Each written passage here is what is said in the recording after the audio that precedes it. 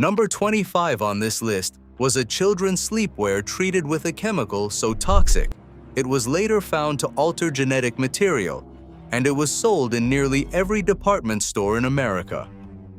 Another item on this list was a bright red candy dye used in birthday cakes for a decade before regulators quietly admitted it caused tumors in laboratory animals. And another item was so common, so trusted, so stacked in every garage in the country that when it was finally pulled from shelves, an entire generation of childhood afternoons went with it. 25 products, every one of them erased. If you grew up with a mother who trusted what was on the shelf, a father who filled the tank without a second thought, or grandparents who never questioned what the government approved, you lived through every single one of these disappearances. Subscribe now so you do not miss the next video, because we are just getting started on documenting the everyday things this country quietly erased and never talked about again. Number 1. Tris-treated pajamas were sold nationwide starting in the early 1970s. Manufacturers coated children's sleepwear in the flame-retardant Tris to meet new fire safety rules. What most people don't know is that Tris was absorbed straight through a child's skin during sleep. Testing later found it caused genetic mutations in laboratory studies. The very fabric meant to protect children overnight was quietly doing damage while they slept. The Consumer Product Safety Commission banned Tris in children's sleepwear in 1977. The real reason it took so long is that the chemical industry lobbied for years after the danger was already known. The next product was not hiding in your closet. It was baked into every birthday cake in America, and it belonged to an entire generation of kids who licked the bowl clean. Number 2. Red dye number 2 was used in food coloring since the 1930s. By the early 1970s, it colored everything from candy to soda to birthday frosting. What most people don't know is that Soviet studies linked the dye to tumors in rats years before American regulators acted. Millions of children had already eaten it for a decade. Food regulators banned red dye number 2 in 1976. The real reason it disappeared was not safety. It was public panic outpacing the science, and the industry simply switched dyes rather than fight it. The next item was not something you ate. It was something you sprayed on your hair every single morning, and it was quietly eating a hole in the sky. Number 3. Aerosol propellants known as chlorofluorocarbons were standard in nearly every can of hairspray and deodorant by the mid-1970s. They pushed the product out with a satisfying hiss. What most people do not know is that scientists linked these propellants to ozone depletion as early as 1974. It took the government until 1978 to act. In those 4 years, Americans emptied billions of cans into the atmosphere without knowing it. Regulators banned these propellants in most aerosols in 1978. The can that made you feel put together was quietly unraveling something much bigger. The next product was not sprayed in a bathroom. It was sprayed around the outside of your house, promising to keep pests away for good. Number 4. Chlordane was one of the most widely used home pest control chemicals in the country through the 1960s and 1970s. Exterminators sprayed it around house foundations to keep termites and insects away. What most people don't know is that Chlordane built up in soil and household dust for years after each application. Researchers linked it to cancer and nervous system damage in long-term studies. Families were living for years next to a chemical barrier that never really broke down. Regulators restricted Chlordane's above-ground use in 1978 and banned it completely a decade later. The real reason it stayed in use so long is that termite damage was an immediate cost, while the chemical's harm was slow and easy to ignore. The next item was not sprayed at all. It was driven, and it turned an entire car company into a national scandal. Number 5. The Ford Pinto was a compact car sold to American families starting in 1971, marketed as affordable and practical. It quickly became one of the best-selling small cars in the country. What most people don't know is that internal company documents later showed engineers had identified a serious flaw in the fuel tank's placement before the car ever went on sale. Rear-end collisions could cause the tank to rupture and catch fire. The company calculated it would be cheaper to pay for lawsuits than to fix the design. Regulators forced a recall of millions of Pintos in 1978 after the flaw became public. The real reason the story became a national scandal is that a company had quietly done the math on human lives and decided they were not worth the cost of a fix. The next product was not just one car. It was what every car in the driveway ran on, and it was quietly harming an entire generation of children. Number 6. Leaded gasoline was the standard fuel for American cars since the 1920s. By the 1970s, nearly every vehicle in the country ran on it. What most people don't know is that the lead additive was known to cause neurological damage in children as early as the 1920s, decades before regulation began. The Environmental Protection Agency did not start phasing it out until 1973. An entire generation of children grew up breathing exhaust that measurably lowered their intelligence scores. The phase out of leaded gasoline began in 1973, though it was not fully banned for road vehicles until 1996. The real reason it took so long is that the additive was cheap, and cheap always outlasts caution. The next product was painted onto nearly every wall you grew up touching, and it was just as quiet and just as slow. Number 7. Lead-based interior paint was used in American homes for generations. By the early 1970s, it still coated the walls, windowsills, and cribs of millions of houses. What most people don't know is that lead paint dust was already linked to childhood developmental damage well before regulators acted. Peeling paint chips, sweet to the taste, were quietly poisoning toddlers in older homes across the country. Entire neighborhoods were affected without a single warning label. Regulators banned lead paint for residential use in 1978. The walls that were supposed to keep a family safe had been doing quiet damage the whole time. The next item was not in your house at all. It was on your lawn, and it was killing something no one thought to protect. Number 8. The pesticide DDT was the most widely used pesticide in American agriculture and home gardening since World War II. By 1970, it was sprayed on crops, lawns, and even directly on children to control lice. What most people don't know is that it was found to thin the eggshells of birds of prey so severely that entire species neared extinction. Rachel Carson had warned about it in 1962, and it took a decade for the government to listen. Bald eagle populations had already collapsed by the time anyone acted.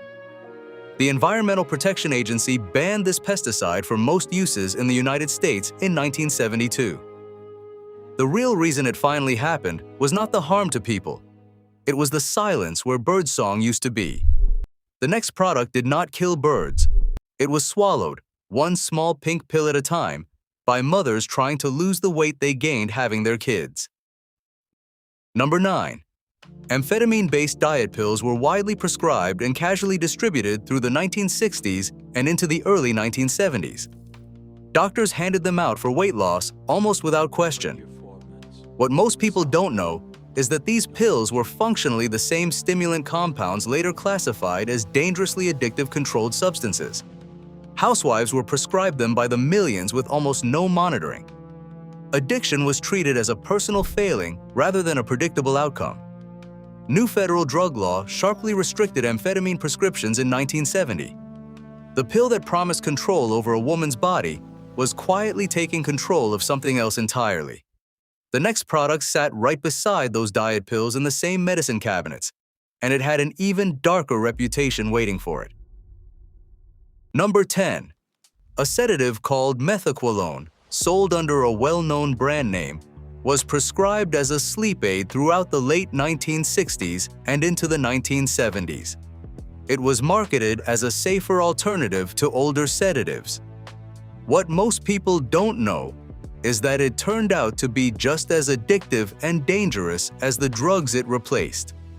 It became one of the most widely abused prescription drugs of the decade. Doctors had prescribed it freely for nearly 10 years before regulators caught up.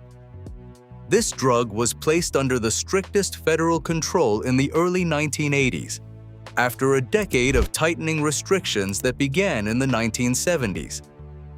The real reason it took so long is that the pharmaceutical company profited every single year. Regulators hesitated.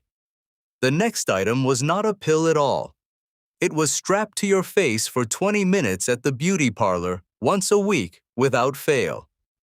Before we continue, tell me in the comments, was it the Tris pajamas, the diet pills, or the sedative in your parents' medicine cabinet that hit closest to home? I read every single one. I want to know which of these your family actually lived through. Number 11. Asbestos-lined handheld hairdryers were sold across the country through the mid-1970s. Manufacturers used asbestos to insulate the heating element cheaply and effectively. What most people don't know is that these dryers released asbestos fibers directly into the air a person was breathing while drying their hair. Safety regulators discovered the fibers after testing a batch of consumer models in 1979. Millions of homes had one sitting in a bathroom drawer.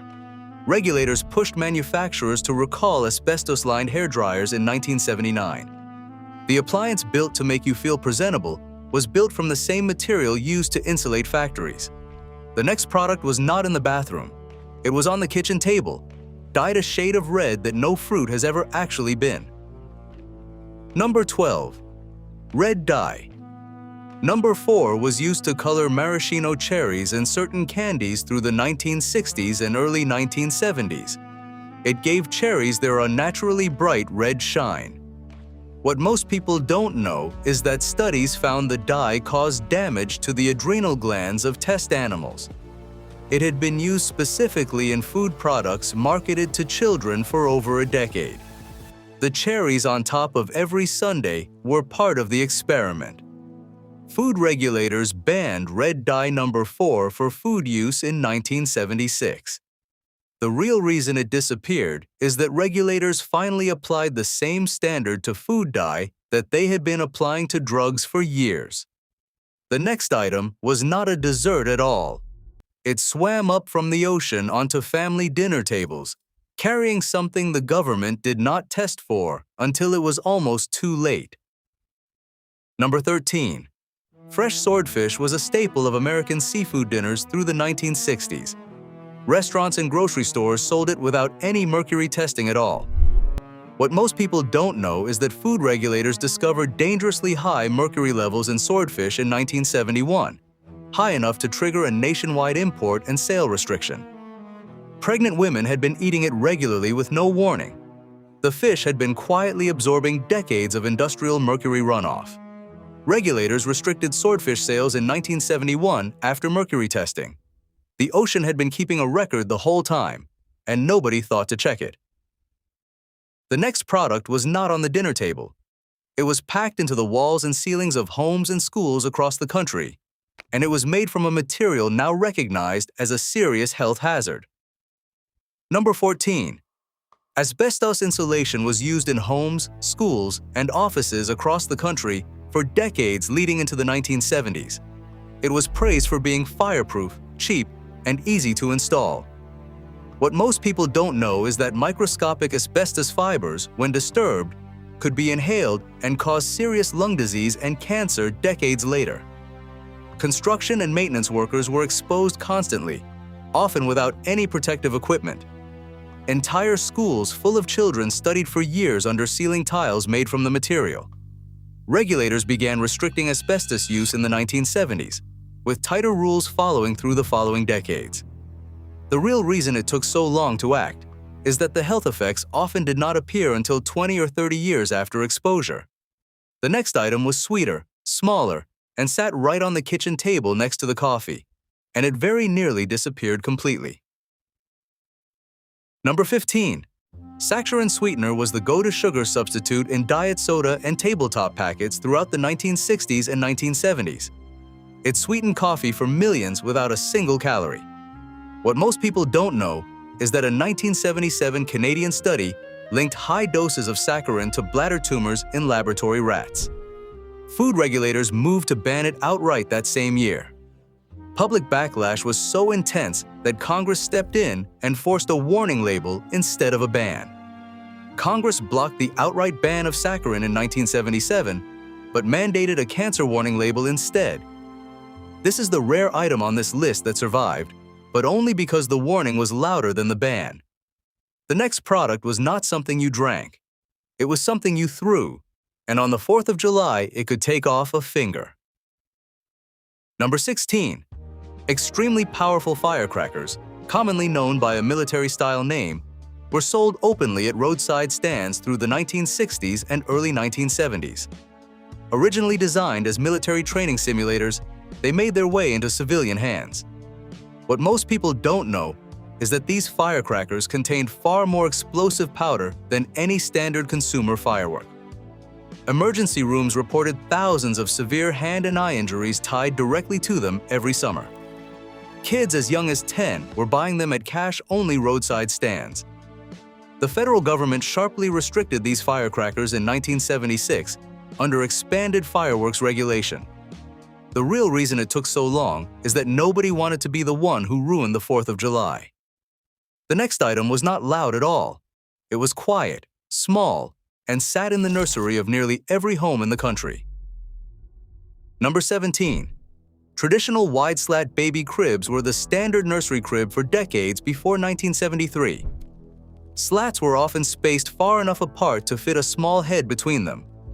What most people do not know is that entrapment and strangulation between crib slats killed and injured infants for years before any federal standard existed. The government did not mandate a maximum slat spacing until 1973. Older cribs were still being used and resold for years after the new rule. Safety regulators mandated a maximum crib slat spacing in 1973. It took a law to admit that a nursery could be dangerous by design. The next product was not in the nursery. It was in the backyard, thrown high into the air on a summer evening, and it eventually took the fun with it. Number 18. Metal-tipped lawn darts were a backyard party staple throughout the 1960s and 1970s. Heavy, sharp-tipped darts were tossed high in a simple lawn game for the whole family.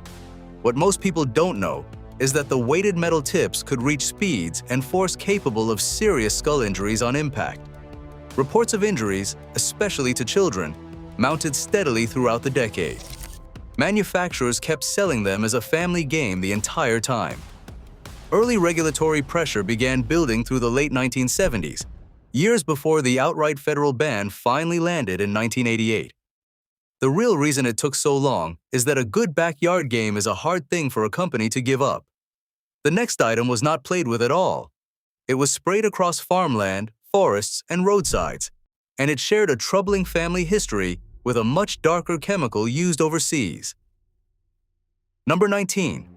The herbicide 2,4,5-T was widely sprayed on farmland, power line corridors, and roadsides throughout the 1960s and into the 1970s to clear unwanted brush. Farmers and highway crews used it as a routine, everyday tool. What most people don't know is that this chemical was a close relative of a wartime defoliant that had already caused documented health problems overseas.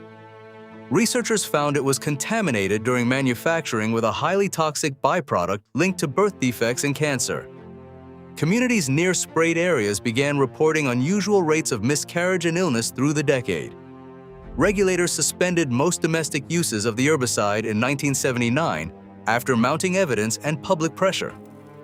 The real reason it took so long to act is that the same chemical was already the subject of a much larger, more painful controversy that regulators were reluctant to reopen. The next product was not sprayed on fields at all. It was driven down the highway, and an entire design decade died with its downfall. Number 20. A rear-engine car from a major American automaker was introduced in 1960 and sold into the early 1970s. Its rear-engine design made it unlike almost anything else on American roads. What most people do not know is that its suspension design made it prone to dangerous oversteer, a flaw made famous by a 1965 consumer safety book. The manufacturer spent years publicly denying the danger while quietly redesigning the suspension. Production finally ended in 1969, but these cars stayed on family roads well into the 1970s. The manufacturer discontinued the car in 1969, with the last models sold into 1970. The real reason it died was not the accidents themselves, but the book that made America finally ask questions about them. The next item was not a car at all. It was the toy that came free with your favorite fast food meal, and it hit a choking hazard no one saw coming. Number 21. Cereal box prize toys were a breakfast table tradition throughout the 1960s and into the 1970s. Tiny plastic figures and trinkets were tucked into every box as a reason for kids to beg for a certain brand. What most people do not know is that many of these prizes were small enough to be a documented choking hazard for toddlers. Complaints piled up for years before any federal standard governed toy size in food packaging. Companies kept shrinking the toys to cut costs, not realizing how much smaller was too small. Safety regulators tightened small parts rules for children's products throughout the 1970s. The free toy that made breakfast exciting was never actually free of risk. The next item was not hiding in a cereal box. It hung from the ceiling of nearly every teenager's bedroom, and it was more flammable than anyone wanted to admit. Number 22. Synthetic fiber bedspreads and curtains were extremely popular through the 1960s and the 1970s for their bright colors and low cost. Cheap synthetic fabric decorated bedrooms across the country. What most people do not know is that certain synthetic fabrics ignited far faster and burned far hotter than natural fibers, a fact confirmed by expanded federal flammability testing through the decade. House fire deaths tied to fast-burning fabric climbed through the early 1970s. Bright, cheap, and stylish, the fabric was quietly one of the most dangerous things in the room. Federal flammability law was significantly expanded and enforced throughout the 1970s to cover these synthetic textiles. The real reason change came so slowly is that nobody wanted to give up the bright, cheap fabric that made a house feel modern. The next item was not fabric at all. It was small, plastic, and it went straight into a baby's mouth every single night. Number 23. Vinyl teething rings were a standard nursery item throughout the 1960s and 1970s. Soft vinyl plastic was molded into rings, keys, and rattles for babies to chew. What most people don't know is that some vinyl products used lead-based stabilizers to keep the plastic flexible, a practice that came under increasing scrutiny as lead poisoning research advanced through the decade. Babies chewed directly on the very material that had been stabilized with a toxic metal. Regulators moved to restrict the practice as testing improved. Safety regulators tightened restrictions on lead in children's vinyl products through the late 1970s. The thing given to a baby to soothe them was quietly built from the same danger already banned from the walls. The next product was not chewed. It was worn, zipped tight, and it turned an entire generation of kids into walking fire hazards without anyone realizing it. Number 24. Charcoal lighter fluid was a backyard barbecue essential through the 1960s and 1970s. It was sold in plain metal cans with minimal safety labeling. What most people don't know is that thousands of children were poisoned or burned each year from lighter fluids stored within easy reach, often in unmarked or poorly sealed containers. Emergency rooms saw a steady stream of accidental swallowings and flash fire burns throughout the decade. Federal child-resistant packaging requirements were not fully applied to household chemicals like this one until later in the 1970s.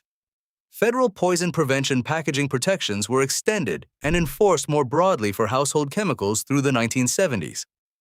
The real reason so many were hurt first is that safety packaging was treated as optional until enough children were harmed to prove otherwise. The last item on this list was not dangerous in the way the others were. It was simply loved, and it disappeared anyway, and its disappearance says more about this country than any of the others combined. Number 25. The neighborhood 5 and dime store was a fixture of nearly every American town through the 1960s and 1970s.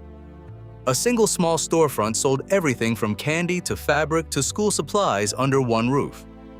What most people don't know is that these stores were not shut down by any law or safety recall at all.